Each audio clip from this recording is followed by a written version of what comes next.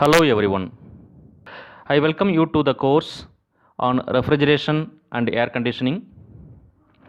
In this lecture, I will discuss in detail about the working principle of Electrolux refrigerator. At the end of this video, you should be able to explain the working principle of Electrolux refrigerator. This Electrolux refrigerator is called in many ways. The first one is Platen-Munders vapour absorption refrigeration system. In 1922, two students, Platen and Munders, at the Royal Institute of Technology, Sweden, invented this. It is called by their names in a way that to make them proud. The another way of mentioning this Electrolux refrigerator is triple fluid vapour absorption refrigeration system. This system uses ammonia as refrigerant, water as absorbent, and a third fluid, hydrogen, as the inert gas. That is the reason why you call this system as triple fluid vapour absorption refrigeration systems. Sometimes the Electrolux refrigerator also called as pumpless vapour absorption refrigeration systems. The system discussed so far, both water lithium bromide system as well as ammonia water systems are known as conventional absorption refrigeration systems. As you have seen that they do not run purely on heat, because you also have to for certain amount of mechanical energy to run the solution pump. So they are not purely heat operated systems, because certain amount of mechanical energy is also required. There are also certain absorption systems known as pumpless vapour absorption refrigeration systems. As the name implies, a pumpless absorption system does not have a pump.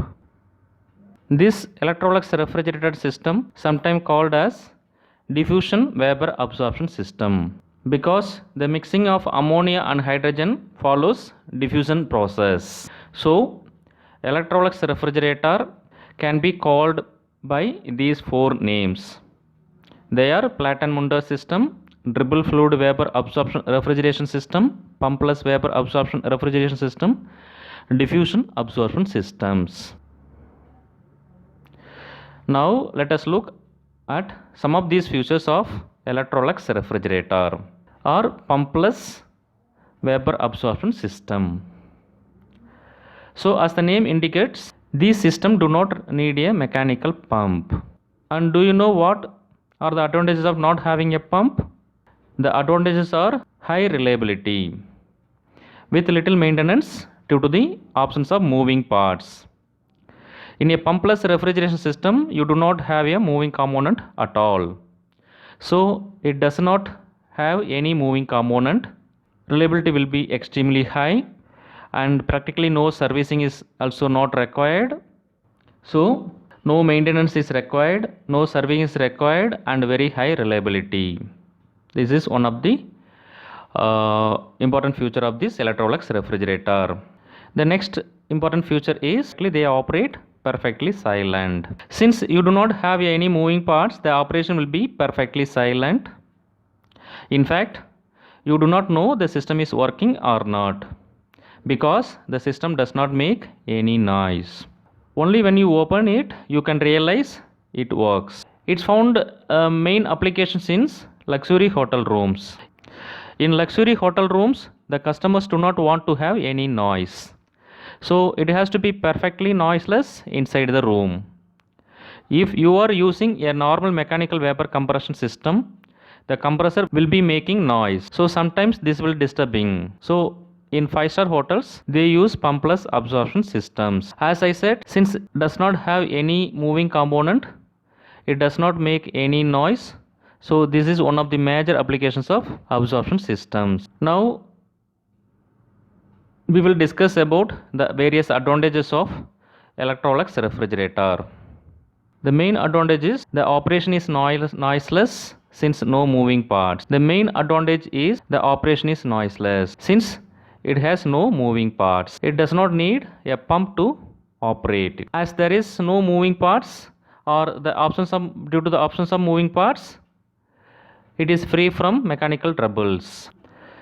As there is no moving parts in the system, there is no wear and tear. And system is working under a single pressure. The system is providing good leak proof. But the vapor compression system or other vapor absorption systems works on at least in two pressures. One is high pressure side, other is low pressure side. But in this system, it works on a single pressure. That's why the system is providing a good leak proof. As there is no moving parts, no lubrication is required. There is no need of any valves. It can use any source of heat energy. These are the various advantages of Electrolux refrigerator. Now let's list out the various disadvantages of Electrolux refrigerator. The main disadvantage is it provides very low COP. The COP of the Electrolux refrigerator is around 0.6 to 0.8. But the COP of vapor compression refrigeration system is around 2 to 3. That is why the vapor compressed systems used or find applications in all the places. But this one is having applications in limited. That means this Electrolux refrigerator has limited applications. The system is complicated because the system works in single pressure. The operation is little complicated. It is not suitable for industrial applications. This Electrolux refrigerator not used in industry at all because the system has very low COP. These are the disadvantages of Electrolux refrigerator. Now let's look at the Platen-Mundus systems or Electrolux refrigerator.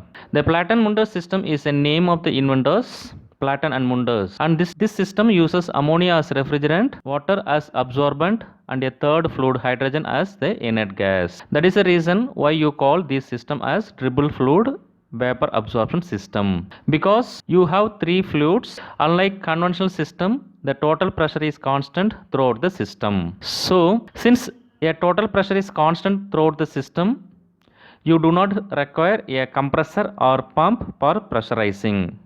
At the same time, you also do not require any expansion valve because the entire system operates at a single pressure. So you do not require anything for pressurizing the working fluid. This is the major principle behind these systems. Let me first explain the principle. This is the schematic of typical Platen-Mundus system. This consists of a condenser, an evaporator, a absorber, a generator, and a bubble pump. So let me explain the working principle starting with this point number 1. At this point you have pure ammonia refrigerant, and this ammonia refrigerant is at high pressure because it is coming from the generator. In the generator it is heated, the temperature and pressure is increased. So at this point number 1 we have the pure ammonia with high pressure, the pure ammonia vapor with high pressure. So this pure ammonia refrigerant at this high pressure enters into the condenser where it rejects the heat of condensation. So what you have at the exit of the condenser is the liquid ammonia, that is liquid ammonia at high pressure, because the cooling takes place at constant pressure. Now this liquid ammonia at high pressure enters into the evaporator.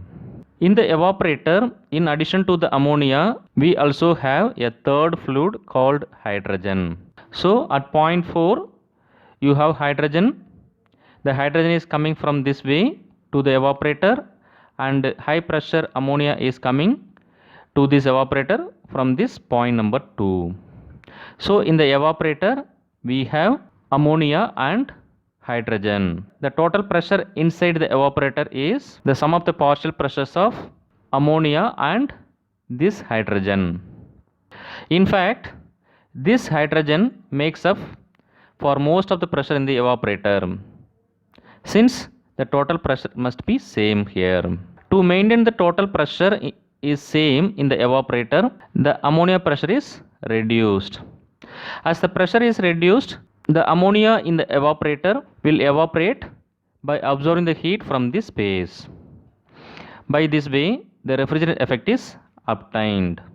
Now, in this evaporator, we have hydrogen and ammonia mixing, which are in cooler because they are in the evaporator, and they go down by this way because of buoyancy.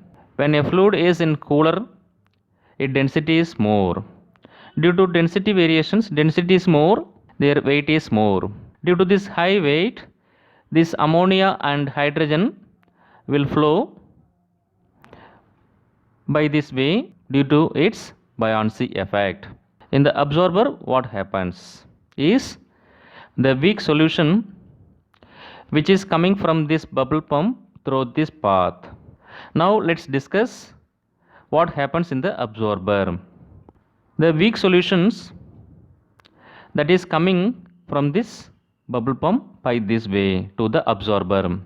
The weak solution coming from this bubble pump comes in contact with the mixture of hydrogen and ammonia coming from the evaporator by this way. Number 3. So when they come in contact, what happens is ammonia is taken out from this mixture. That means this solution, the weak solution from this bubble pump, absorbs ammonia and it cannot absorb hydrogen as the hydrogen being inert gas. So hydrogen is left out and ammonia is absorbed, and in this process hydrogen temperature increases. Since its temperature increases, it becomes lighter and it moves up through this path to the evaporator. So that is how the hydrogen circulation is maintained in between evaporator and absorber. So you have closed hydrogen circulations from the evaporator to absorber and absorber to evaporator because of the buoyancy effects. When they are more density, they are more heavier, they comes down by this route number 3 due to its buoyancy. When the hydrogen is heated, it becomes light and it moves to the evaporator through the path 4 due to its buoyancy. So the movement of the fluids in this region caused by buoyancy effects alone. Now let's discuss what happens for this solution. The solution is absorbed. The weak solution from the bubble pump is absorbed the ammonia and becomes strong solution. Now the strong solution is here. This strong solution goes to the generator. In the generator, heat is supplied. So when heat is supplied in the generator, vapor bubbles are generated. So when the heat is supplied in the generator, the strong solution heated up, these vapor bubbles are generated. Because of the buoyancy, the vapor bubbles moves up.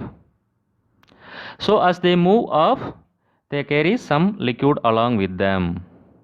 So this is the function of the bubble pump.